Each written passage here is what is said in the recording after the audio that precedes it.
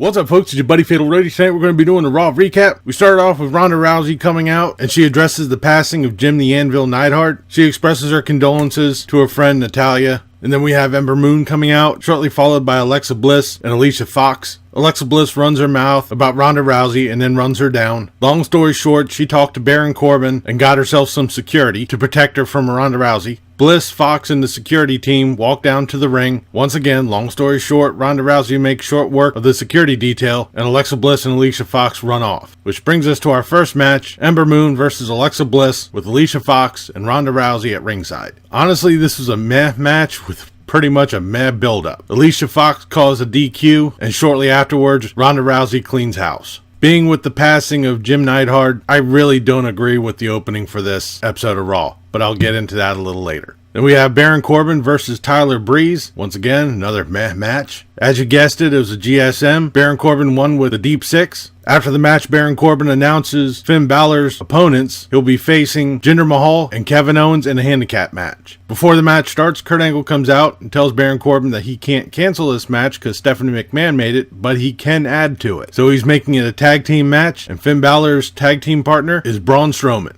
This is an okay match. I was actually expecting a little more shenanigans from Kevin Owens, being that they've been doing it for the past couple of weeks already. But I was wrong. Braun Strowman got the power slam on Jinder Mahal for the pin. After the match, Braun Strowman chases Kevin Owens up the ramp and backstage, and Baron Corbin attacks Finn Balor from behind, giving him the end of days and standing tall in the ring. Then coming back from commercial, we have Ricky Roberts in the ring. Ooh. If you're wondering who that is, I have absolutely no idea as well. He talks up Elias, and then Elias comes out, runs down Ricky Roberts, and starts to shill his own merch. He tells Ricky that he will respect him if he's able to beat Bobby Lashley. He gets in the ring, preps for the match, but Ricky smacks him with the guitar, and Bobby Lashley levels Ricky Roberts. That's it. Wasted time. We then have the tag team triple threat match for the Raw tag team titles. The Revival versus the Deleter of Worlds versus the B team. This was actually a pretty decent match. The Revival paid an homage to the Hart Foundation, emulating the heart attack that they used for many years. The Revival got the Shatter Machine on Bray Wyatt, and Curtis Axel threw Scott Dawson out of the ring and pinned Bray Wyatt for the win. It's later announced at SummerSlam that the Revival will be facing the B team for the tag team titles. That should be pretty interesting.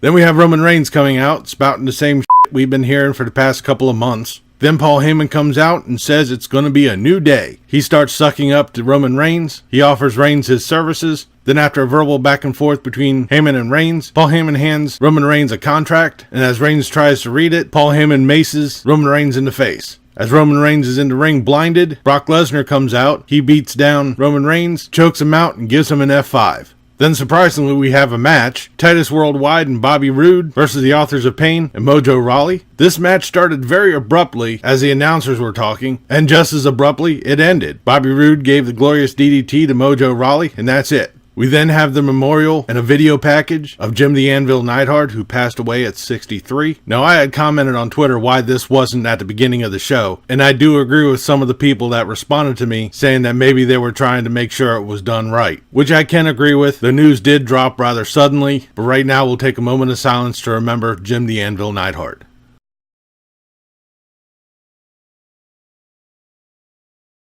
On a personal note, Jim Neidhart was one of my favorite wrestlers, and as you can probably guess, part of the influence on the way I look. We then have Sasha Banks versus the returning Ruby Riott. Bayley and the rest of the Riott Squad were at ringside. This was an match, basically just continuing the same shit we've seen for the past couple of weeks. Ruby Riott rolled up Sasha Banks for the pin. Hopefully we'll have some blow off with this at SummerSlam. We then have Kurt Angle in the ring for the contract signing for Dolph Ziggler and Seth Rollins. It's been hinted through most of the show tonight that Seth Rollins wasn't there in the arena. Kurt Angle addresses the attack from Brock Lesnar on Roman Reigns and says that everything's going to be good for SummerSlam, that he's not stripping the title from Lesnar, nor is he going to suspend him. Then Dolph Ziggler and Drew McIntyre come out. They run down Kurt Angle. Angle then introduces Seth Rollins. His music hits and he doesn't come out. Both Ziggler and McIntyre run down Seth Rollins, but also at the same time give him some praise. After Ziggler runs his mouth for a very extended bit of time, he signs the contract. Then Seth Rollins comes out and says he was delaying his entrance because being that Ziggler has a psychopath in his corner, he was waiting for a lunatic to arrive, and then Dean Ambrose comes out. Both Ziggler and McIntyre lose their shit.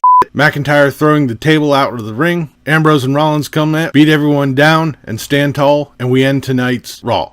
For a Raw go-home show, this wasn't all that great, as usual. I really wasn't crazy about the opening, but like I said, I do agree with some of the Twitter comments that maybe they were trying to get the Neidhart tribute nailed down properly. It's sad that we lost the Anvil. Like I said, he was one of my favorites, and he'll always be remembered through his daughter, Natalya.